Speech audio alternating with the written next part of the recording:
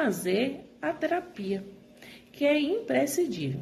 Ainda mais tratando de psicanálise, porque a gente vai investigar aquilo que está no inconsciente. Então, as questões não elaboradas que estão no inconsciente, sejam traumas, sejam de outra ordem, elas vão estar retornando em forma de sintoma, né? Então, assim, não basta apenas medicar o paciente, porque a medicação ela está ali tamponando os sintomas, ela está ali para ajudar a pessoa a sair daquele estado. Mas é preciso que se passe por análise para desvelar essas questões que estão no inconsciente do paciente, que nem ele mesmo tem acesso.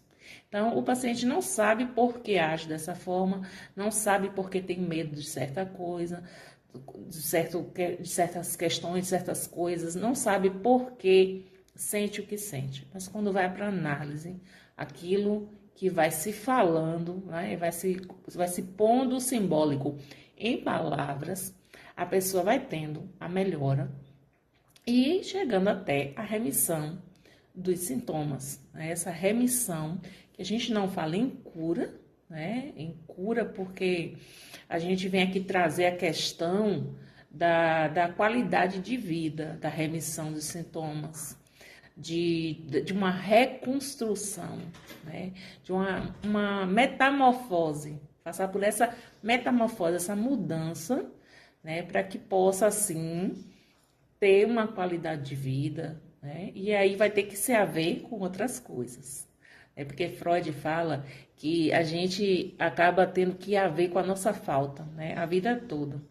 Então, a gente vai ter uma melhora dos sintomas, vai ter remissão dos sintomas, vai ficar bom dessas questões, desse transtorno, desse adoecimento psíquico.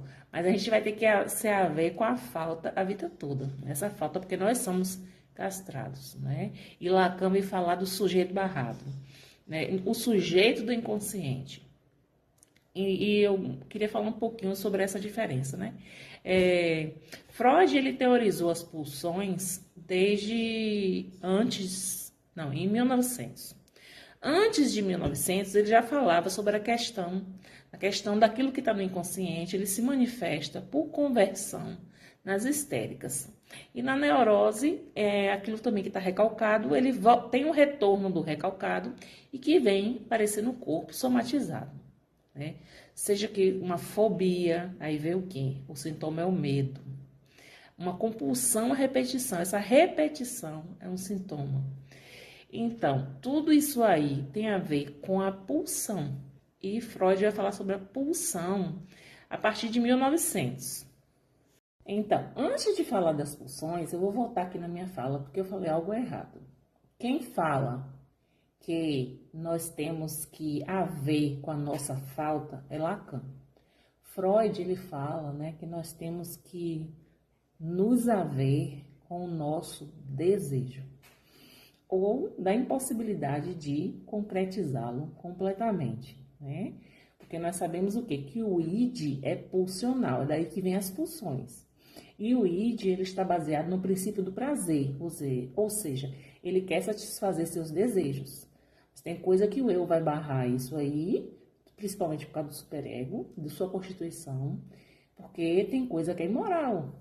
Imoral, ilegal e engorda, né, gente? Então, tem coisa que não dá para fazer, porque tem que negociar aí, porque tem a lei, tem a questão da sociedade, de como vamos ser vistos, a nossa moral. Então, nem tudo podemos satisfazer. Então, vamos viver nos havendo com a impossibilidade de realizarmos todos os desejos, né? E é isso aí, o desejo, né, tem a ver com as pulsões. Então, voltando agora para Lacan. Lacan, ele vem falar, enquanto Freud teorizou sobre o aparelho psíquico, o Lacan, ele faz um retorno a Freud, mas ele vem falar que o nosso inconsciente é estruturado como uma linguagem. Então, é aquilo que se fala, é que se demonstra que está no inconsciente. Então, tanto para Lacan quanto para Freud, a cura é pela fala. Só que Freud ele vai falar sobre o sujeito do inconsciente, que é esse sujeito que ele está velado e que vem para análise, para se desvelar através daquilo que ele fala. Né? Que muitas das falas do paciente, do analisando, tem conteúdos ali que vão aparecendo. São os significantes. Né? Então, mas esse sujeito, para Lacan, o sujeito do inconsciente, nosso sujeito, é um sujeito barrado, é um sujeito cortado, atravessado pela fala e barrado também, porque temos que nos haver com a nossa falta, com aquilo que nos atravessa. Então, aí quando vemos falar sobre pulsões, aí Freud, por volta de 1915, por aí, até 20 e pouco, ele vai teorizar sobre a pulsão de morte e a pulsão de vida. Mas isso vai ficar para outro vídeo.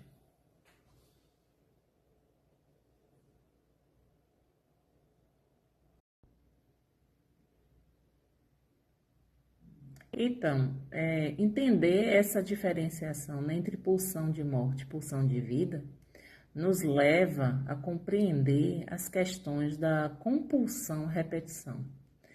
Mas, como eu disse que vai ficar para outro vídeo, eu gostaria de falar, eu vou falar de pulsão, mas não vou explicar ainda essa diferença, né?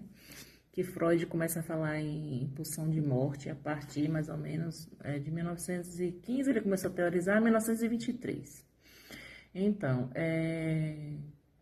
eu gostaria de falar uma coisa, gente. Eu tenho TDAH, então tem horas que eu vou falar uma coisa e falo outra. Tem hora que eu esqueço nomes, troco as coisas, mas tá no controle.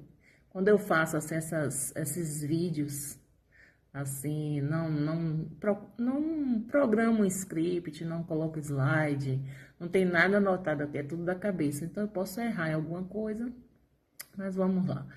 Então, o que eu estava falando aqui é que Freud, ele vai falar, né, ele teorizou que essa divisão, né, entre o psíquico e o somático é o local da pulsão. Então, a pulsão está localizada entre o psíquico e o somático. E a pulsão, ela quer extravasar, ela quer sair para o destino ao qual ela sai em busca do objeto, mas muitas vezes, devido à censura, devido àquilo que é vergonhoso, ela fica ali contida, né? Ela não consegue extravasar, então ela vai sair por outros meios, para se gastar, para se extravasar por outros meios. Então, vamos dizer que aí sim, que há um ganho secundário na doença. Há um ganho secundário, quando eu falo isso, tem vários sentidos. Né? A catexia, essa energia pulsional, libidinal, que está no inconsciente, ela quer extravasar, ela quer sair para ser satisfeita. Mas sendo recalcado, sendo vergonhoso, ela vai sair de outra forma, em forma de uma doença, para satisfazer. O psiquismo ele ganha, ele tem esse ganho secundário. Porque de qualquer forma, nessa doença, nesse sintoma, está havendo uma energia que está sendo escoada. Né? E tem o ganho secundário que a gente fala também, essa pessoa está ali sendo paparicada na doença, né? Está tendo atenção, coisa que ela não tem quando ela está bem. E dizendo isso, eu não quero dizer que é de forma consciente, não. Pode ser de forma inconsciente. A pessoa acaba adoecendo e fazendo isso de forma inconsciente para ganhar atenção. Então, se formos falar um exemplo, a pessoa que é hipocondríaca, sempre ela está doente de algo, ela vê alguém adoecer, ela adoece da mesma coisa. A pessoa que é hipocondríaca, ela sempre está com medo de adoecer, mas sempre adoecendo. E adoecendo, assim, de forma somática. Ela vai ter as características, vai ter os sintomas, como se realmente estivesse doente. E às vezes até aparece fisicamente. Né? Cair gripado, cair com infecção urinária. e ela vai ali mesmo desenvolver os sintomas, né? Muitas vezes até cai doente mesmo, é porque o corpo, ele tá, o psiquismo está produzindo aquilo para o corpo, né? E quando a gente já fala do somático, né, do psicossomático, é que Freud ele trouxe essa teoria aí e serviu de base para a psicossomática de hoje. É que a gente fala no seguinte, que como a pulsão está no limite entre o psíquico e o somático, acontece que a pulsão ela sai em direção ao corpo, essa energia sai em direção ao corpo, sem ter uma imagem ligada. Então, em vez dela escoar por um objetivo, para um objeto, para uma finalidade, essa energia acaba escoando pelo corpo. E aí vai vir as dores, né? Aí vamos citar, no caso, a fibromialgia. Mas aí isso também é um estudo, né, todo complexo, hoje de teóricos atuais, mais atuais, que vai dar ainda um outro vídeo. Mas eu queria falar assim desse ganho secundário também, né? Esse ganho secundário aí que o psiquismo usufrui dessa, escoa essa energia através da doença. Aí quando a gente vê ali essa conversão da pulsão em sintoma nas histéricas, né? E, como eu já disse, todo esse conteúdo que está no inconsciente, ele vai vir de alguma forma, né? E aí é importante trabalhar essas questões em análise, porque não tem outra forma, a não ser falando, a cura vem pela fala. No outro vídeo, no vídeo anterior que eu gravei há um tempo, a gente estava falando de Ana O, né? Então, Ana O, ela mesma falou isso, que a cura era pela fala. Talk cure, né? Então, ali a cura pela fala é que traz as questões que estão no consciente, que são verbalizadas e são ressignificadas para que haja uma remissão definitiva e duradoura do padecimento psíquico e emocional, ou seja, tenha qualidade de vida. Então, fazer análise é imprescindível para a remissão desse padecimento psíquico. Então, é importante tomar o remédio, se o psiquiatra prescreveu, mas também, principalmente, fazer análise, fazer terapia, para que assim possa estar bem, certo? E para quem precisa, para quem quer se autoconhecer, para quem quer passar por uma metamorfose, para quem deseja se haver com sua falta, com seu desejo. E eu queria falar também sobre TDAH. Eu estava observando, o TDAH, eu fiz neuropsicanálise também, então, o TDAH, ele vem bem da parte neurológica, de questões, né? Tem a hereditariedade, mas eu estava observando bem que tem algo a ver da compulsão à repetição, que está em psicanálise. Tem a ver com a pulsão de morte, que eu não vou explicar agora, eu vou explicar sobre pulsão de morte em outro vídeo. Mas eu vi bem que tem essa questão da compulsão à repetição quando a gente tem a tendência a procrastinar. E essa procrastinação a gente sempre repete ela, repete ela, repete ela. Então, às vezes também a gente não deve se conformar em saber que a gente procrastina e que a gente até erra e atropela as coisas, sendo que em análise a gente pode tratar pela fala, o nosso analista, sobre essas questões, as situações em que estamos procrastinando, porque aí vamos entender e poder também mudar, ter essa virada de chave para melhorar essa situação aí. E nós sabemos também que eu sei, por experiência própria, por causa do TDAH, o que o TDAH faz? Tem hora que a gente tá que não para, acelerada, sabe? E isso esgota a gente fisicamente, psiquicamente, baixa energia. E a gente vê que tem a ver, sim, com a pulsão de morte, porque a pulsão de morte quer escoar, que o psiquismo quer escoar toda a atenção. E nós sabemos que isso não é possível, né? Porque escoar todas as pulsões satisfazer todas, representaria a morte por morte, né, para o psiquismo. Então, não dá, né, para ter um escoamento total dessa energia psíquica. E observei isso, né, através de eu fazendo análise. Fazendo análise, eu vou me conhecendo mais, né? A gente vai se conhecendo intrapsiquicamente melhor. Nós não acessamos o inconsciente, mas nós elaboramos através da fala, juntamente com o nosso analista, e vamos aprendendo a como podemos negociar, né? E fazer da melhor forma, da forma que a gente tenha menos prejuízo. E quando a gente pensa na pulsão de morte, vamos pensar, né? Essa compulsão à repetição tem a ver com o superego, que fica nessa luta do imperativo do gozo. Esse gozo, quando a gente fala em catexia, energia libidinal em Freud, não é libido como a gente conhece no senso comum.